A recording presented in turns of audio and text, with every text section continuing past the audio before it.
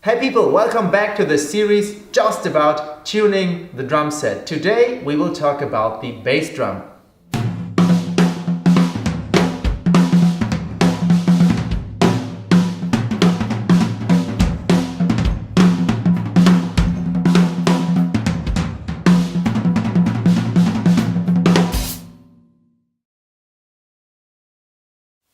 So here we are again.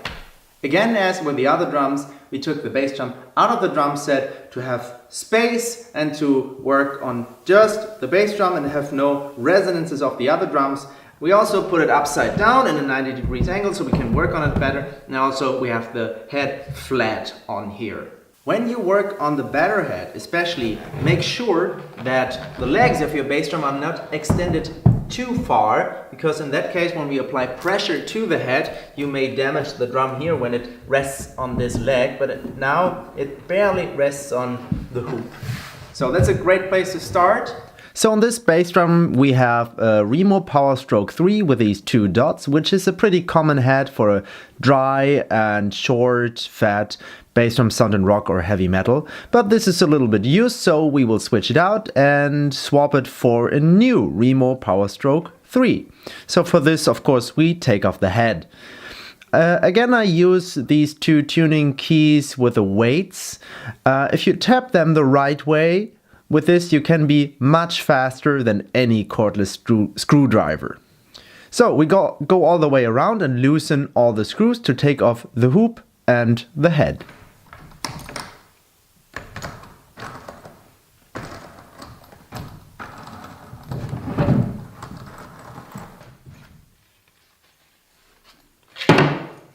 We take out the dot so we won't forget it and it will end up inside the drum. We put on the head, again apply a little bit of pressure in the middle so it will be centered. And then we put on the hoop again. Again, thread in the screws with your fingers and first, or use the tuning key and tap it again to lower the screws. With most drums, these clamps are not fixed, so make sure that they are exactly vertical above the tuning lugs, so the pressure we apply will be exactly straight. I only tighten the screws as far as they start to grip and start to lower the head, and then I loosen them again a little bit. So we want the screws to rattle just a little bit. Then again I apply pressure in the middle of the head.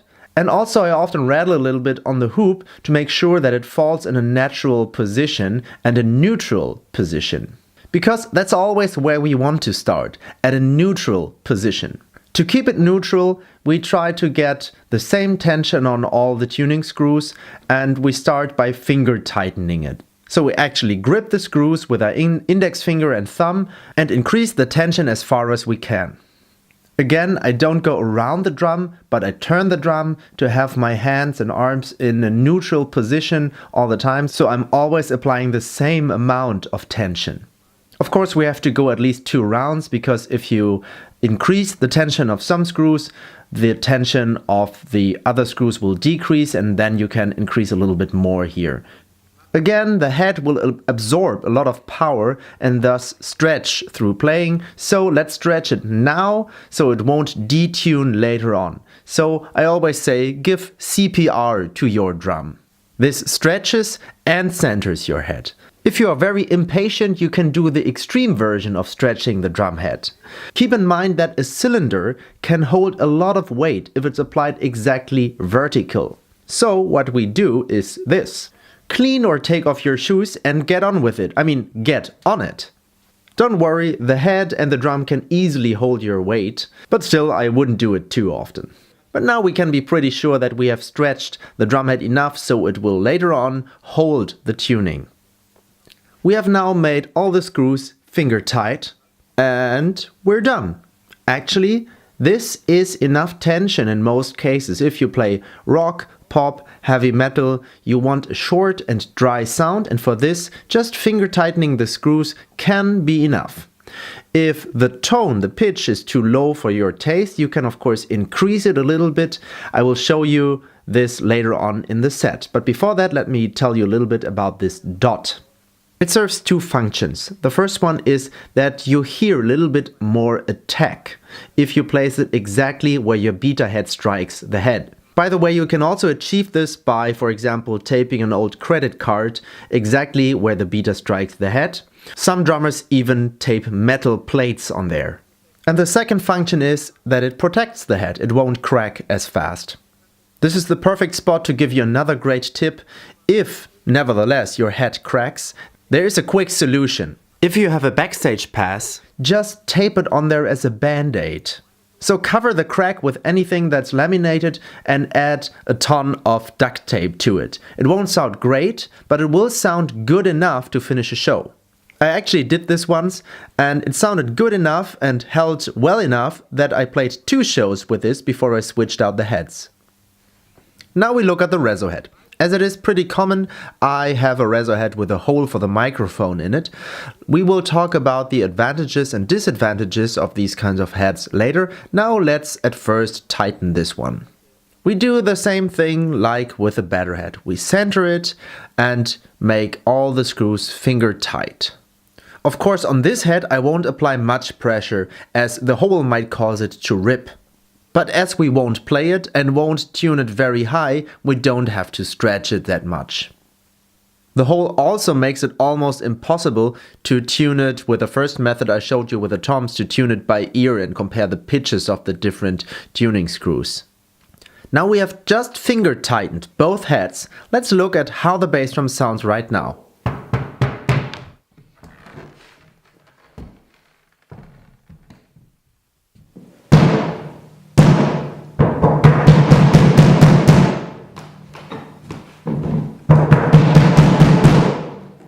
For my personal taste, this is just a little bit too dry, a little bit too low, so I start by adding a little bit of tension on the reso head.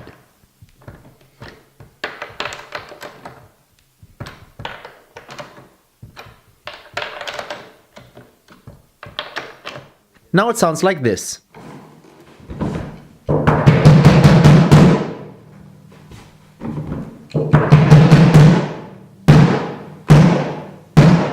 For many drummers in rock and pop, as well as for many sound engineers, this may already be sufficient. I mean, the bass drum is also called the kick drum, not just because we kick it, but also because many people only want the kick, meaning the attack of the bass drum. But I personally like my bass drum to have a little bit of tone, a little bit of sustain, so I will now add a little bit of pressure on the batter head. So from the point where the screws start to grip, I start by adding just a quarter turn on each screw. And now it sounds like this. Still a little bit too low for me, so I increase the tension even more.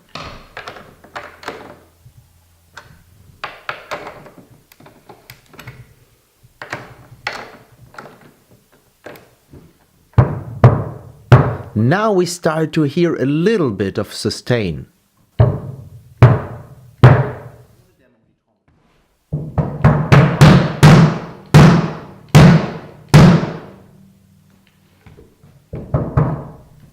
If you listen carefully, you can hear that the reso head is just a tiny bit lower than the batter head.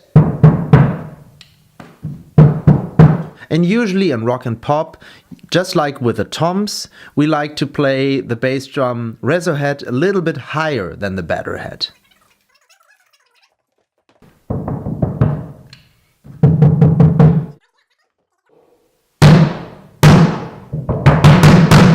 Now it sounds a lot more focused and a little bit more alert. Now it almost has just a little bit of sustain. I like that a lot.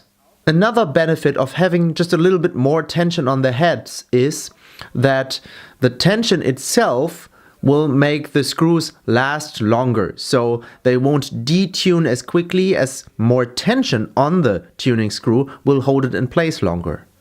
Now let's see how it sounds if we add just a little bit more tension.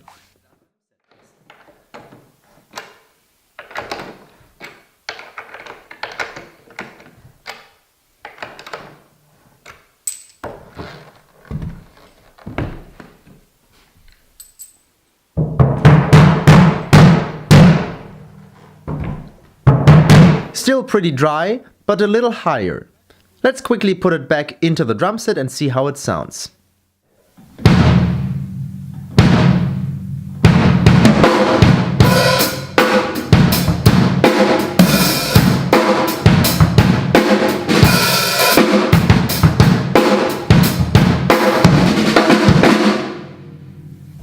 And just a quick word on muffling. As I said before, this bass drum is not yet muffled in any way.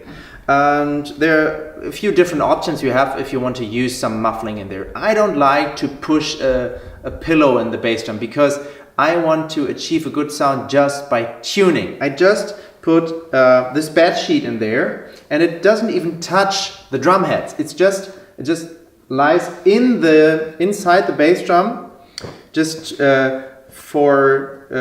just to catch a little bit of this basketball sound, this poing poing. By the way, if you hear this, you have a good drum, because this only occurs if your shell is perfectly round. So this may be an annoying overtone, but it's a good sign.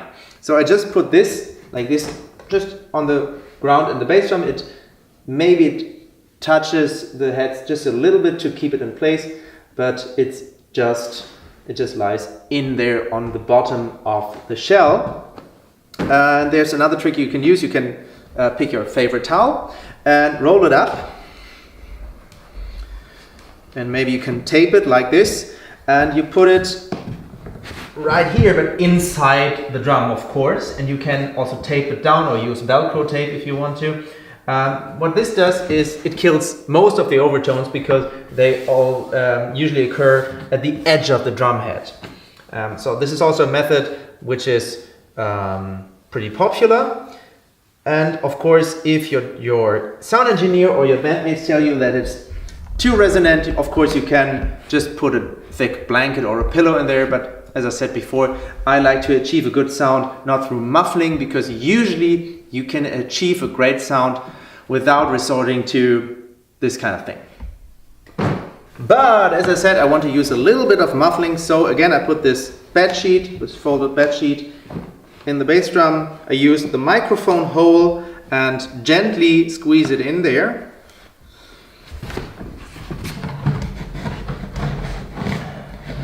Place it on the bottom of the shell, make sure it doesn't touch the heads too much. And that's usually all I use. Usually it's even less than this. But one very important reason to use a little bit of muffling is you can place a microphone in there, because usually you get an inside mic and an outside mic of the bass drum, and usually the inside mic is placed on the bottom of the shell, so it doesn't rattle. It's a good idea to have a little bit of dampening in there. And there are also some special dampening materials that are especially designed to rest in the bass drum and even hold a microphone, like for example the kicker. But many companies offer some special dampening materials for bass drums.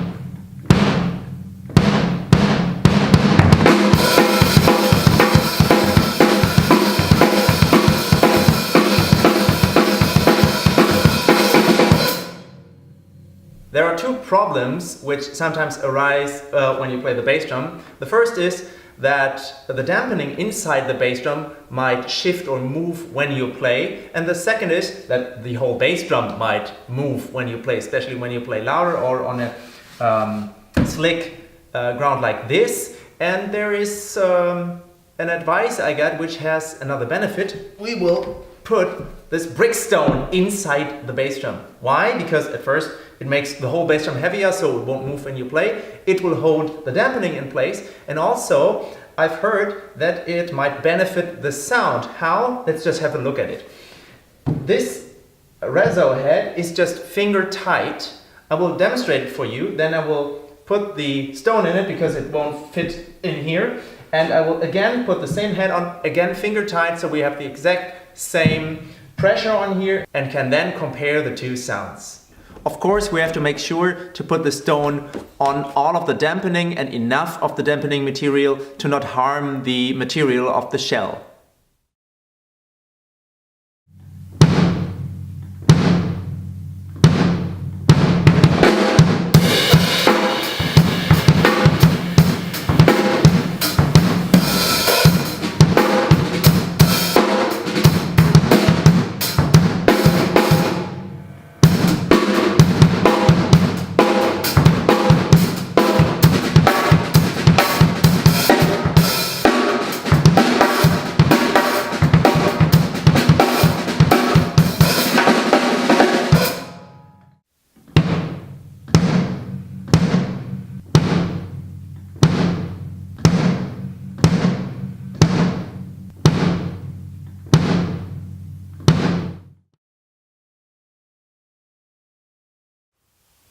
Up until now, we used a reso head with a hole in it. This, of course, has a lot of advantages, but now let's try it out with a closed reso head. By the way, those clamps here are usually loose, but if you don't want to lose them and the screws are pretty loose in there, you just do this, you just put it flat on the ground and you won't lose anything. So the advantages of a reso head with the hole in it. Of course, it's usually for the microphone. A bass drum is pretty easy to mic with a microphone inside because, of course, then it's isolated from all the other instruments. And sound engineers prefer this.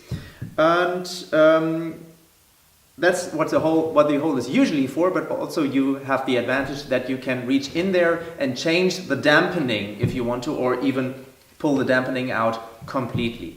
Also, because the air moves out of the bass drum, you don't have unusual rebound or flutter, beater flutter, because the sustain is usually very short and you have less resonance. Also, this short and dry sound is often what you're looking for if you play heavy metal, pop or rock music. So this hole helps you in achieving a dry, short and fat bass drum sound. Also, if you like to bury the beater in the batter head, you won't have kind of a press roll. If you have a closed reso head, you have much more resonance, and then if you press the beater into the head, you will have kind of a press roll with your bass drum. But with the closed head, on the other hand, you of course also have some advantages. First of all, of course, you have much more sustain because the air doesn't move out and the heads are vibrating longer. This also means that you can play with these resonances, so you can use a short sound by burying the beater or a long sound by playing out of the drum set. I will demonstrate that later. Also, you have at least perceived much more bass frequencies, especially if you play acoustically in a room like this. You have to try it out. This is sounding very dry in here, but you have a lot of bass with this closed head. I like to play with a closed bass drum head because I like a warm, full and sustainy bass drum sound, and also I enjoy the rebound because you get much more rebound out of the closed head, and I like to play out of the drum, out of the bass drum. We use Power Stroke 3 with this fiber skin, this calf skin, this fake calf skin head, and this is a pre-dampened head. You have this dampening ring in here. I use this because when you play a closed bass drum, you can't reach into to change the dampening. But I still want to control the sound a little bit, so I use a pre-dampened reso head, which will control the overtones and will give me a full and warm sound, but not too long of a ring. Again, as with the other heads we put on this bass drum, we start by finger tightening the head. Again, as I showed you with the toms, I turn the screws, and in the same motion I turn the drum, so I immediately reach the next two screws. If you do this, make sure that your bass drum is seated on a soft floor so you won't damage either the drum hardware or the floor. Also, again, we put pressure in the middle of the head, so we stretch it and center the head. When the head is finger tight, we add more tension with the drum key. Again, I use two drum keys, it just makes it a little more convenient. And we can also use the method with the wrinkles I showed you with the tom. So press in the middle of the head, and wherever you see wrinkles, which is pretty easy with this shiny head, you increase the tension until the wrinkles disappear.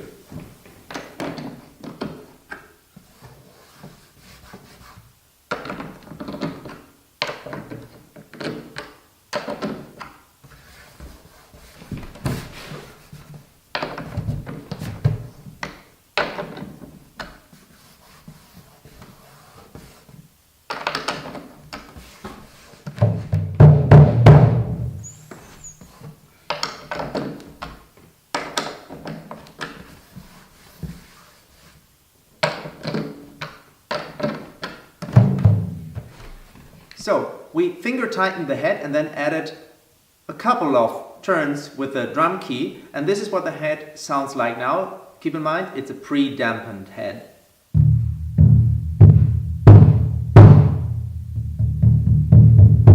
But still there is some sustain in there, and this will increase even more with the front head being tuned a little bit higher. This of course has the disadvantage you can't reach through it and change the dampening, the positioning of the dampening inside it. We will take the dampening out completely, but still I want to show you how to change the hoop if you don't have the chance to put the bass drum flat on the ground, because maybe you have the tom-toms on here or the whole bass drum is surrounded by mic stands or something like that. We just loosen the lower screws first and work our way up, so the top screws can hold the hoop in place until we loosen them as well and take off the hoop. If we put the head on again, of course we start at the top, so the top screws can hold the hoop in place, and then we add all the other screws and then maybe push the hoop a little bit upwards, because of course gravity will pull it down, and then we proceed to make them equally tight again.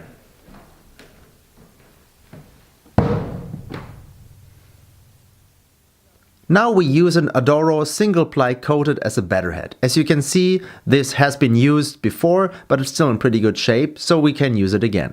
By now you know how we start. We finger tighten the head, and in between steps we also stretch it.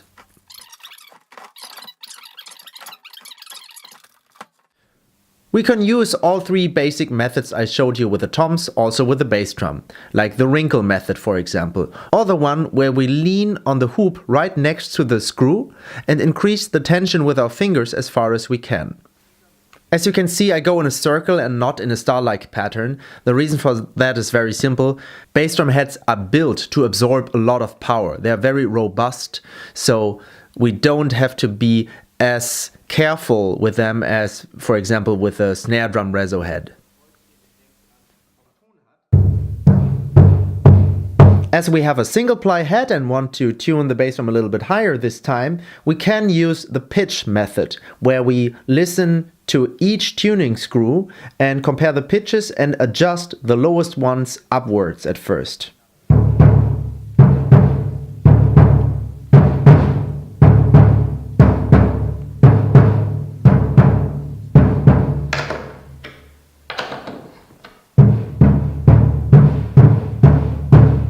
The first thing I do is go around the whole drum and look for the biggest outliers to correct them at first.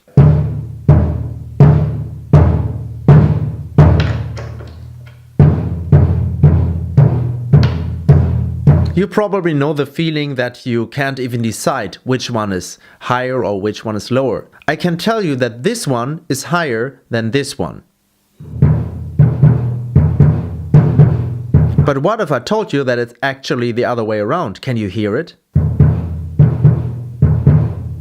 That's because the most dominant pitch of a drum is very hard to hear through all the overtones we get. So the most important tip I can give you is, again, sing or hum the most dominant pitch you can hear to yourself and then compare the two sounds you make. When you sing them aloud and make the tone yourself, it's much easier to decide which one is higher and which one is lower.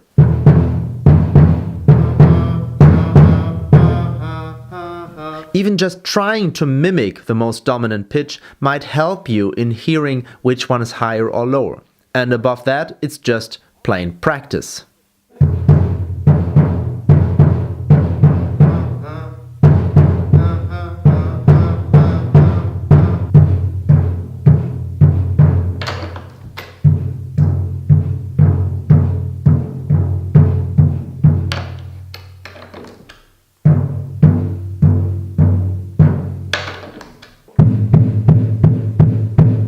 Now I stretch it again.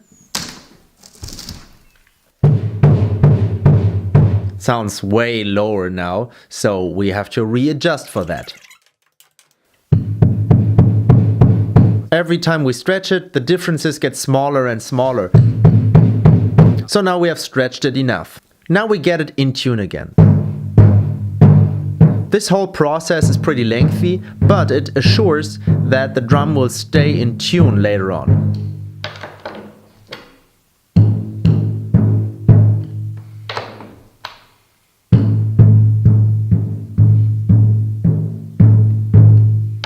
Now the head is pretty much in tune. Now let's hear how the drum sounds in the context of the whole drum set in this room.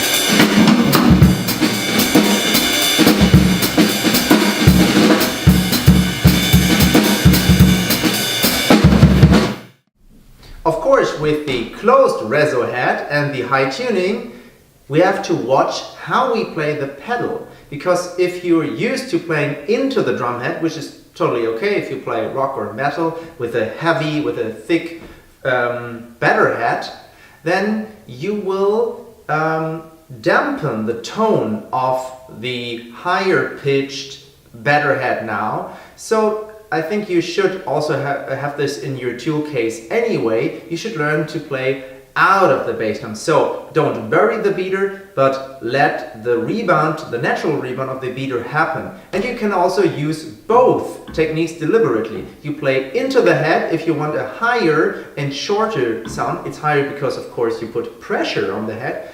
And if you want a longer and warmer, deeper sound, you play out of the bass drum. Let me show you.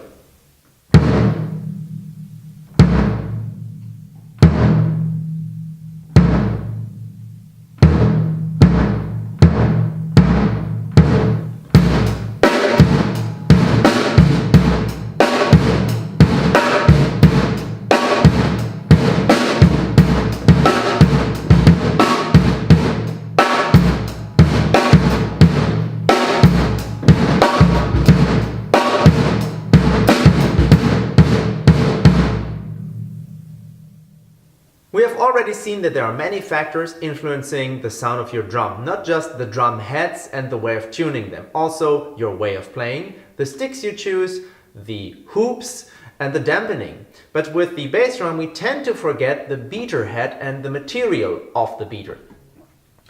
You don't have to live with the beaters that came with your pedal. You can change it. If you play more heavy and loud stuff, you maybe want a more heavier, thicker, and more solid beater. And if you play softer music, you maybe want a more soft beater. Let me just show you one little device. It's called the Ahead Switch Kick.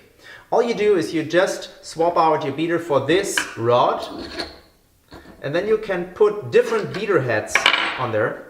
Just like this. Just like this. And you can swap and switch between different beaters quickly. If you play a heavy song after a soft song, you just do this. And if it's really heavy, you can turn it around and have the plastic side. And if you want to, you can even play your bass drum with a brush. Now we'll show you how this impacts the sound of our bass drum.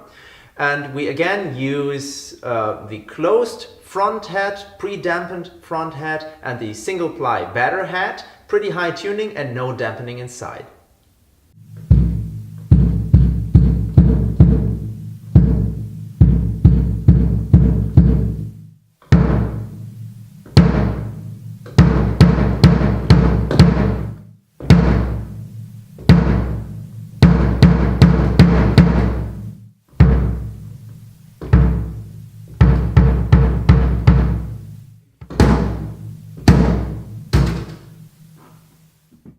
With the bass drum we have to be especially careful because it's the only drum that's tilted in a 90-degree angle. So it projects completely different from all the other drums. So what you hear right here where you sit is completely different from what the audience is hearing. So with the bass drum, and especially in a very challenging room like this, it's very important that you let someone else play the bass drum for a while and you move through the room and you hear how the bass drum sounds in the different areas of your location. So you know a little better how to tune the bass drum for the room and how or if and how you want to dampen the bass drum, and especially of course how you want to play the bass drum, because that's in the end the most important part. So I want to show you how big of a difference it is. The camera with the microphone on it will move from behind the drum set all the way around, so it will stand in the back of the room and you will hear the differences as I play the same groove, same volume all the time.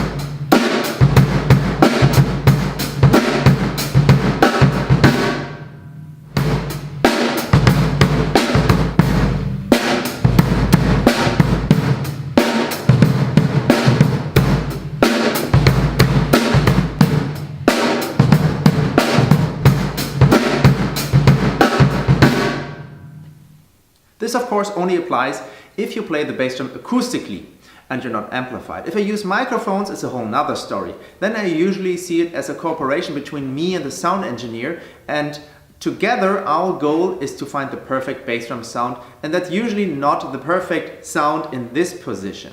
You have to keep in mind that usually a bass drum is mic'd with at least one microphone inside it, and you can never hear how what you're hearing right here at this position corresponds to what you hear in the control room. So when you're making a recording, frequently listen in the control room how the bass drum sounds through the microphones, and then you can gradually get closer to your desired sound. And that might be the exact opposite of what it sounds like right here. And live, of course, I chat with the sound engineer, and together we find the best solution for the room and for the microphones and the tuning of the bass drum. So you have to choose your methods according to the position you're in. Every situation calls for different methods to use. Now you have a few tools available to find your perfect bass drum sound, and always keep in mind that it's not here.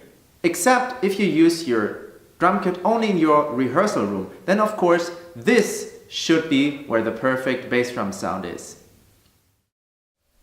Thank you very much for watching. I hope this video helped you in achieving your dream bass drum sound. If you like this video, please subscribe. There are new videos every week. And also check out the other parts of my series on drum tuning, and I will see you in the next video. Bye bye.